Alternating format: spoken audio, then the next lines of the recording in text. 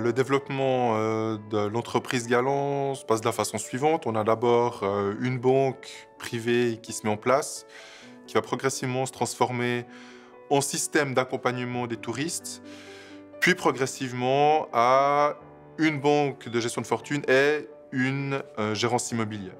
Alors, une banque à l'époque accompagne les touristes ou les résidents anglais de plusieurs façons. D'abord, évidemment, en gérant leur fortune. Ou bien en faisant exactement ce que font les banques actuellement, c'est en faisant du change avec les monnaies. L'activité de la Banque Galant, elle est sur ce point-là évidemment à Lausanne, mais elle pratique aussi avec un guichet ouvert à Zermatt. Mais enfin, on a également des assurances qui sont fournies par les banques, et un soutien à l'établissement, que ce soit en offrant des immeubles ou des appartements loués, voire en leur permettant d'acheter des immeubles en Suisse. Alfred Galant, consul britannique, connaît bien les touristes anglais. Il saisit les opportunités et sait communiquer. La régie est l'une des rares à publier des encarts publicitaires dans les journaux et les guides, en français, mais également en anglais. À cela s'ajoute la croissance démographique très importante à Lausanne et les demandes de logement qui vont avec. Alors, dès la fin des années 40, en fait, tout de suite après la guerre, il y a à nouveau un essor massif.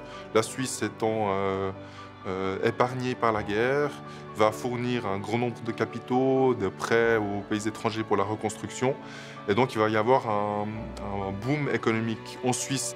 Et si on prend toute l'histoire du développement économique touristique à Lausanne, à partir des années 1890, la ville fait un bond absolument monumental puisqu'elle quintuple, passant de 25 000 personnes à 140 000 personnes à la fin des années 70.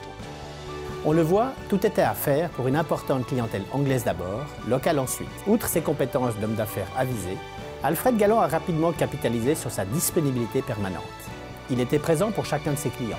3 générations plus tard, cette forte identification de l'entreprise à son patron en fut dès l'origine une des forces. Cette proximité personnelle de la clientèle est en effet un peu notre marque de fabrique. C'est une des raisons qui fait que stratégiquement, nous avons choisi de conserver une taille qui me permet d'offrir cette disponibilité à chacun de nos clients. En termes de confiance, c'est un atout non négligeable. Nous nous attachons à la mériter durablement en offrant les meilleurs services, autres exigences à atteindre.